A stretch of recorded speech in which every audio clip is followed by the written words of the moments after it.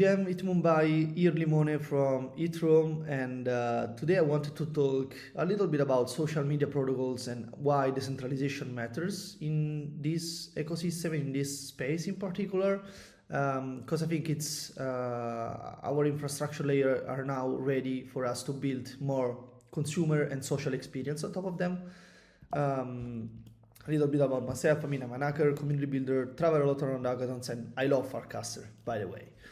So talking about social media protocols, what are like the key components? So that we have the namespace, so the username, network with the social graph, the database where all the data is stored, the protocol, the platform, and the rule set that define how users can interact with each other, how user can interact with the network, so using websites or apps, and then the rule set, of course, is about the feed algorithm, forbidden actions, and other kind of stuff. And the problem in centralized social networks is that all of these is controlled by a single entity.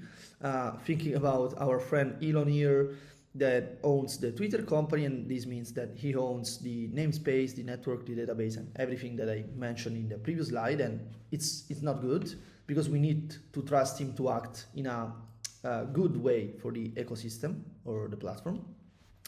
And just to give you a recent example of what can happen when you are working or hanging out on a centralized social network, is that they can revoke at any time your username, for example. Thinking about, there was this guy owning the X handle, and you all know that Twitter recently rebranded to X, and this guy was forced to change his handle because like X wanted to claim it, and yeah, that's bad. Actually, there's also a letter here on the right where you see that the X company is writing to this guy, telling them to that they will receive some gift for this issue that they caused him. But by the way, so another problem about centralized social networks is that these are walled gardens, meaning that you don't own your social graph. You can't escape. So if I don't like Twitter anymore because of some changes in the APIs or in the feed algorithm, there's not much I can do.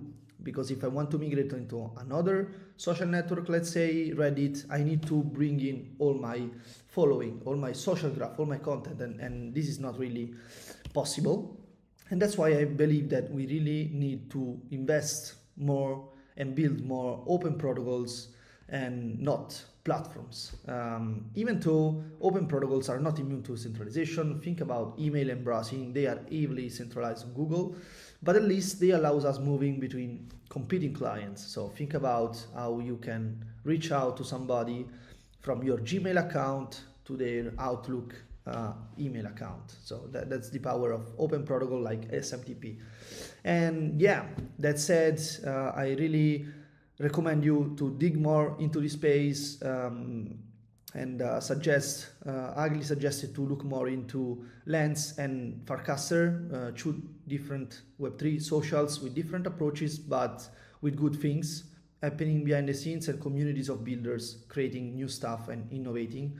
And hopefully, like, we will have more of these protocols and applications built on top of them soon. Thank you so much.